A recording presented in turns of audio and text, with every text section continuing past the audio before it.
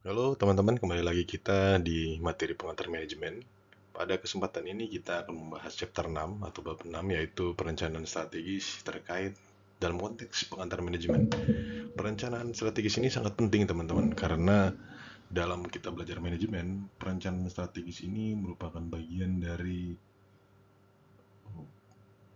hierarki manajemen yang paling atas. Jadi seperti yang kita tahu, kalau manajemen tingkat bawah keputusannya adalah operasional, kemudian manajemen tingkat menengah atau manajemen middle itu yaitu keputusannya berkaitan dengan keputusan-keputusan tingkat menengah, yaitu mengawasi manajemen yang lainnya, manajer dan manajemen yang di bawahnya. Dan namun perencanaan strategis ini adalah manajemen puncak. Perencanaan strategis ini sangat berhubungan dengan bagaimana manajemen puncak mengambil keputusan, mengambil perencanaan, melakukan perencanaan berdasar yang dapat merubah arah dan tujuan perusahaan, berhubungan dengan visi dan misi dari perusahaan. Kita simak.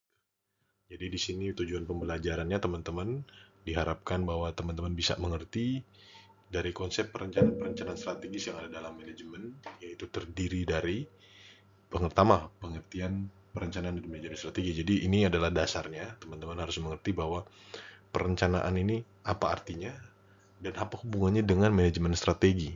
Jadi di sini kita fokus dengan manajemen strategi, manajemen puncak ya teman-teman dalam hierarki manajemen.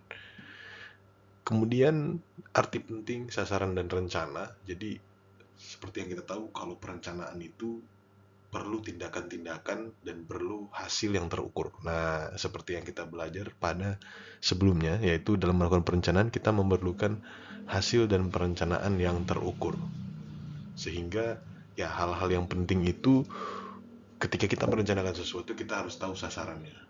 Kemudian perbedaan antara rencana strategis dan operasional. Jadi ada dua jenis perencanaan secara strategis dan operasional. Ada tiga pendekatan strategi. Jadi ada strategi-strategi yang perlu kita ketahui. Kemudian proses dari manajemen strategis. Jadi manajemen strategis ini apa saja tahapannya. Kemudian tingkatan-tingkatan dari strategi. Jadi teman-teman harus mengerti tingkatan strategi yang kita lakukan dalam sebuah organisasi itu apa saja. Jadi ada tingkatan strategi. Pertama kita berbicara tentang perencanaan dan sasaran. Jadi dalam manajemen strategi kita berhubungan dengan visi dan misi organisasi, kita mengeluarkan keputusan-keputusan sebagai seorang manajer eksekutif, keputusan-keputusan yang mempengaruhi arah pengembangan organisasi, arah kemana organisasi akan pergi, visi dan misi organisasi. Jadi ini menetapkan sasaran yang sangat perlu untuk dicapai. Jadi ketika kita melakukan perencanaan, sasaran dan tujuan itu sangat penting dan sangat menjadi tolak ukur dalam keberhasilan perencanaan. Karena kalau tidak ada sasaran, gimana kita mengukurnya? Jadi fungsi perencanaan itu tidak akan jalan kalau tidak ada sasaran. Jadi ketika kita merencanakan harus ada sasaran. Kemudian sasaran itu adalah sebuah tujuan atau suatu tujuan yang dikarakteristikan dengan suatu perbandingan jangka waktu yang pendek dan spesifik dan pencapaian yang dapat diukur. Tentunya kalau pencapaian yang dapat diukur itu membutuhkan berapa banyak, kuantitasnya berapa, jadi berapa persen, angkanya berapa, jadi perbandingan jangka waktunya ditempuh dalam berapa lama, kira-kira apakah pendek, apakah lama, dan pencapaiannya berapa banyak. Jadi itu adalah hal-hal yang dicantumkan di dalam sasaran dalam kita melakukan perencanaan. Jadi masih dalam sasaran dan rencana, perbedaan atau hal yang penting yang perlu kita lihat itu adalah sasaran dan rencana ini teman-teman adalah hal yang berbeda ya. Sasaran ini ada dalam rencana. Jadi rencana kita melakukan perencanaan dalamnya harus ada sasaran. Ya. Jadi ketika kita melakukan rencana itu sasaran itu menjadi elemen penting. Sasaran itu objektif, tujuan. Sasaran itu memberikan arah. Jadi seperti kalau kita merencanakan, jadi kalau kita tidak ada sasaran, ya maka kita tidak akan fokus, maka kita tidak akan tahu arah kita kemana, maka pengembangan itu tidak akan efektif dan efisien teman-teman. Jadi kita menggunakan sasaran itu menjadi pemandu kita, pemandu arah kita kemana arah keputusan-keputusan, arah pengembangan itu akan dibuat. Sasaran memfokuskan usaha kita karena usaha kita itu jadi terfokus. Jadi sudah tahu apa yang akan kita lakukan. Jadi kita berfokus saja di situ. Kemudian sasaran menjadi pedoman rencana dan keputusan. Ya, rencana dan keputusan artinya sasaran ini menjadi sebuah eh, petunjuk dalam kita mengambil keputusan. Jadi sasaran membantu kita dalam mengevaluasi kemajuan yang dapat kita capai. Jadi ketika kita memiliki sasaran, kita punya pedoman apa yang akan jadi pertimbangan dalam kita memutuskan sesuatu. Kemudian dari sisi rencana, rencana ini tanpa perencanaan manajer itu tidak akan dapat mengetahui bagaimana sebaiknya orang mengorganisasikan secara efektif. Jadi sumber daya itu tidak bisa secara efektif digunakan. Jadi rencana itu selalu berhubungan tentang bagaimana kita memanfaatkan sumber daya yang ada di organisasi. Sumber daya tentunya sumber daya manusia dan sumber daya resources lainnya seperti bahan baku, aset kita dan sebagainya. Jadi kalau tidak ada perencanaan, kita tidak akan punya ide yang jelas apa yang perlu kita kelola, kita organisasikan. Jadi perencana itu adalah gambaran ide yang jelas apa yang akan kita lakukan, apa yang kita akan organisasikan ke depannya. Di sini kita melihat bahwa ada perencanaan strategik dan operasional. Perencanaan strategik ini adalah desain dari manajer tingkat tinggi ya, seperti yang dikatakan tadi bahwa manajer tingkat tinggi untuk memenuhi sasaran organisasi. Jadi strategik ini berhubungan dengan tingkat tinggi karena strategik ini berhubungan dengan arah kemana perusahaan ini akan pergi. Misalnya perusahaan ini akan berpindah jadi memproduksi smartphone, kemudian akan juga memproduksi casing handphone atau memproduksi laptop atau memproduksi alat elektronik lainnya. Itu adalah perencanaan strategis karena mengubah arah perusahaan yang dari memproduksi smartphone akan memproduksi produk lainnya. Jadi perusahaan yang brandnya sudah dikenal sebagai produsen smartphone, sekarang dikenal sebagai produsen yang memproduksi elektronik lainnya. Banyak contoh seperti itu, misalnya produk-produk seperti Huawei gitu, yang tadinya memproduksi handphone, sekarang juga memproduksi alat-alat elektronik lainnya seperti laptop dan sebagainya.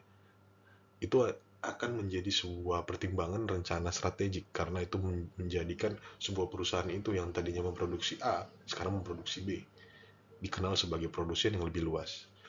Kemudian perencanaan operasional itu rencana yang terperinci tentang kebutuhan dalam aktivitas harian. Jadi berhubungan tentang praktek harian daripada organisasi itu sendiri. Jadi ketika perusahaan itu taktiknya setiap hari, proses bisnisnya bagaimana agar efektif dan efisien, itu hubungannya dengan perencanaan operasional. Di sini teman-teman kita melihat menurut Charles W. Hoover, ada 3 pendekatan strategi. Jadi kita tahu tadi bahwa ada strategi yang namanya secara uh, manajemen puncak dan ada strategi operasional gitu. Rencana operasional dan rencana strategik. Dalam memformulasi strategi, kita memiliki 3 pendekatan utama. Yaitu pertama, pendekatan kebijaksanaan atau formulasi, yaitu konsep pengimplementasian peraturan harian yang dapat memisahkan mana yang dapat dilakukan atau tidak dapat dilakukan oleh area fungsional. Jadi bagaimana peraturan ini yang dapat dilakukan oleh dan tidak dapat dilakukan oleh area fungsional. Jadi dibuat kebijaksanaan. Jadi ini berdasarkan kebijaksanaan dari uh, pemilik perusahaan atau manajemen puncak. Kemudian uh, pendekatan inisial. Jadi pendekatan inisial ini, penelitian inisial strategi ini, sasaran dan tujuan dasar di jangka panjang itu diperlukan ya teman-teman. Dan alokasi sumber daya yang dibutuhkan itu, jadi tujuan dan sasaran perusahaan itu didasarkan oleh alokasi sumber daya yang diperlukan untuk mencapai tujuan-tujuan tersebut. Kemudian ada pendekatan manajemen strategik, jadi ini pola yang didasarkan pada prinsip bahwa rencana keseluruhan dari organisasi itu dapat digambarkan hanya jika perolehan sasaran itu menjadi faktor kunci gitu. Jadi ini pendekatan manajemen strategi adalah pendekatan yang paling sering digunakan.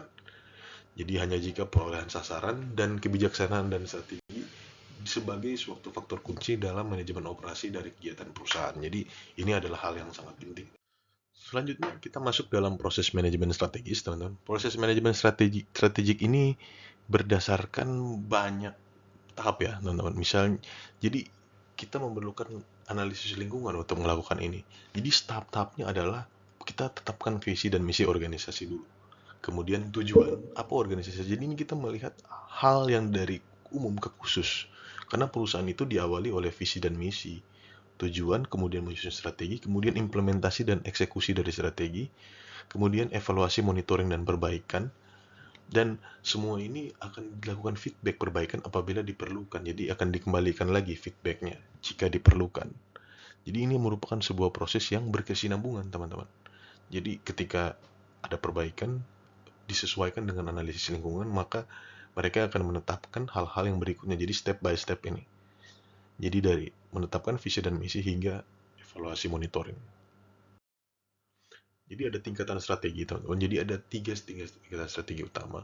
Pertama, tingkat korporasi. Jadi korporasi ini seperti yang saya berikan contoh tadi, mengawasi perhatian dan operasi korporasi. Jadi korporasi itu kita bayangkan sebuah perusahaan yang memiliki banyak bisnis, banyak anak perusahaan. Jadi pertanyaan pokok yang muncul, bisnis seperti apa yang harus diterjunnya perusahaan, apa sasaran harapan, apa pengawasan sumber daya. Ini menjadi kompleks, teman-teman, karena corporate level itu sangat tinggi, banyak memiliki banyak eh, komponen ya. Kemudian strategi unit bisnis, ini strategi yang dirumuskan mencapai sasaran bisnis tertentu. Jadi bagaimana bisnis ini bersaing, jadi hanya unit bisnis yang ada produk apa, pelanggan mana yang harus, bagaimana cara distribusinya. Kemudian strategi fungsional yang mengacu pada bidang fungsional khusus dalam sebuah usaha. Jadi ini adalah suatu strategi yang paling ya sempit cakupannya, teman-teman. Artinya berada di dalam area fungsional dalam suatu usaha. Jadi di dalam sebuah bisnis atau organisasi.